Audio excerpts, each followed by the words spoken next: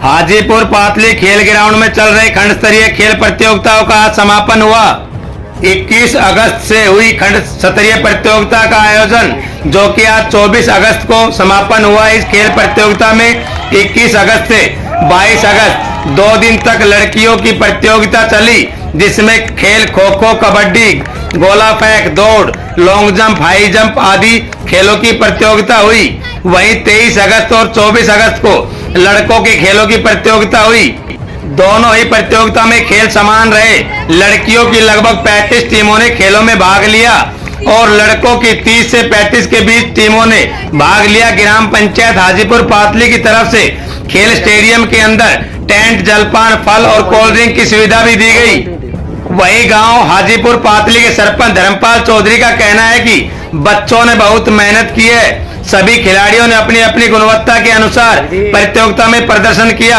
उन्होंने विजेता खिलाड़ियों को शुभकामनाएं भी दी और कहा कि भविष्य में वह राष्ट्रीय स्तर तक खेले, ताकि अपने क्षेत्र का, अपने स्कूल का और अपने गांव का और अपने माँ बाप का नाम ऊंचा कर सके।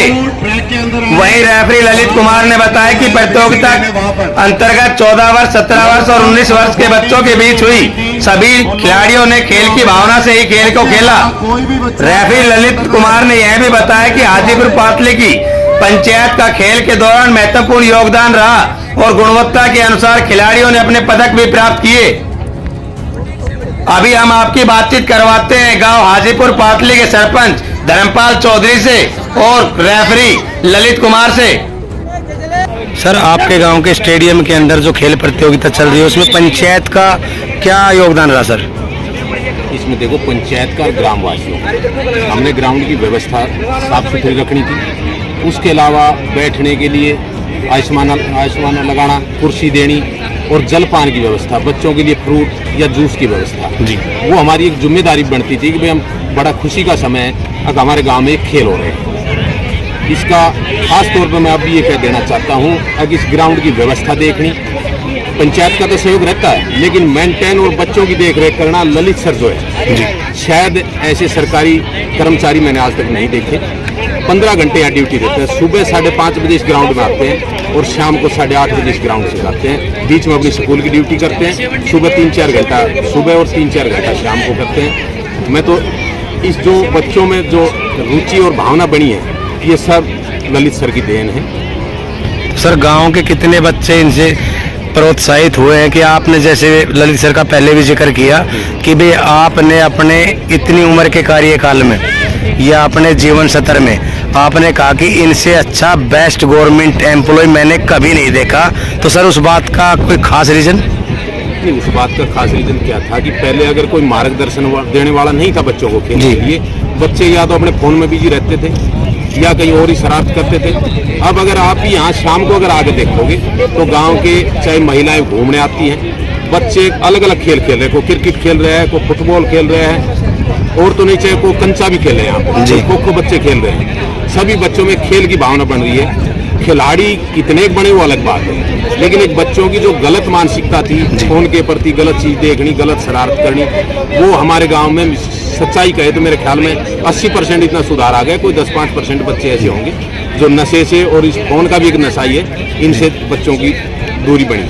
Thank you sir. सुल्तानपुर से, फरुखनगर से और बुढ़ेड़ा से, दूर से बच्चे हमारे पास में यहाँ ट्रेनिंग लेने आते हैं। क्योंकि ये देखो, सरपंच साहब का बड़प्पन है कि वो हमारी बड़ाई कर रहे हैं, पर असल में तो ये है कि इस तरह का जो ग्राउंड आप इसको अगर कवर करेंगे तो ऐसी व्यायामशाला, जो गवर्नमेंट ने एक पंचायत को ये काम दिया था कि आप अपने गांव में व्यायामशाला स्थापित करें, तो इस तरह की व्यायामशाला आपको पूरे हरियाणा में देखने को नहीं मिलेगी जी। और मैंने 4 ब्लॉक में ड्यूटी की है।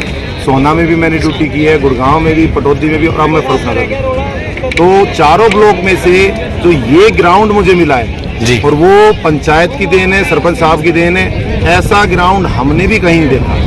मेरे फरुखनगर मॉडल संस्कृति में मैं पहले था, वहाँ के जो बच्चे वो यहीं ट्रेनिंग लेने आते हैं। तो हमारे नेशनल मेडलिस्ट भी बच्चे हैं, स्टेट मेडलिस्ट भी हैं, और नए जो बच्चे हमारे तैयार हो रहे हैं, जो आने वाले टाइम में अपने प्रदेश का, इस गांव का हमारे पूरे देश का नाम रोशन कर सकते हैं। वो कोई ना कोई बच्चा यहाँ से जरूर निकलेगा, ऐसी हम आपको आशा देते हैं, यकीन दिलाते हैं। Thank you sir. खंड स्तरीय जो खेल हो रहे हैं फरूखनगर ब्लॉक के अंदर, उसमें पातड़ी हाजीपुर स्टेडियम के अंदर 21 तारीख को जो खेल प्रतियोगिता का आयोजन हुआ, उसमें कितनी लड़कियों की टीमों ने भाग लिया सर? 21 तारीख को हमारी प्रतियोगिता स्टार्ट हुई थी। उस दिन खो खो कबड्डी से हमने स्टार्ट किया था, अगले दिन हमारे एथलेटिक होने थे। तो खो खो कबड्डी के अंदर हमारी कम से कम 30 से 35 टीमें हमारी आई हुई थी और उन्होंने बहुत ही अच्छे मैच दिखाए। हमारे तीनों गांव की सरदारी हाजीपुर, पातली, जुड़ोला वो यहाँ पे आई हुई थी। उनके जितने भी ग्रामीणवासी है वो आए हुए थे, हमारे जितने भी अभिभावक है वो आए हुए थे। उन्होंने खूब उनके मैच को एंजॉय किया है और इस प्रतियोगिता को संपन्न बनाने का जो हम ये देख रहे हैं कि इतनी अच्छी प्रतियोगिता हमारे बीच में चली हुई है। आज भी यहाँ लड़कों का इवेंट है एथलेटिक्स का, इतना सुंदर अरेंजमेंट जो हमारे यहाँ चला हुआ है, वो सरपंच साहब हमारे साथ में खड़े हैं, हाजीपुर से धर्मपाल जी सरपंच साहब हैं, इनकी देखरेख में प्रिंसिपल मैडम G++ पातली स्टेशन से, उनकी देखरेख में सारा प्रोग्राम चल रहा है। तो ये फर्स्ट जो 2 दिन थे हमारे वो गर्ल्स के थे, जिसमें कि पहले दिन कबड्डी, खो खो, अगले दिन एथलेटिक्स का इवेंट रहा। उसमें भी लड़कियां हमारी करीब 250 लड़कियों ने भाग लिया एथलेटिक्स के अंदर, क्योंकि इंडिविजुअल इवेंट है, उसमें अलग अलग बच्चा दौड़ में भाग लेता है जी।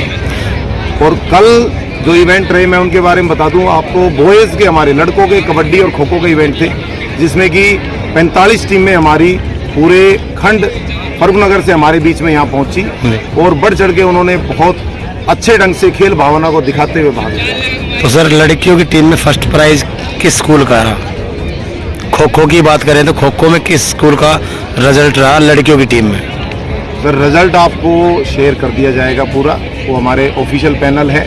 रिजल्ट आपको जो हमारा बन चुका है 4 दिन का, आज 4th डे है, कंटिन्यू ऑफिशियल लगे हुए हैं। तो जैसे ही रिजल्ट डिक्लेयर होगा तुरंत आपको शेयर। ठीक है सर, थैंक यू।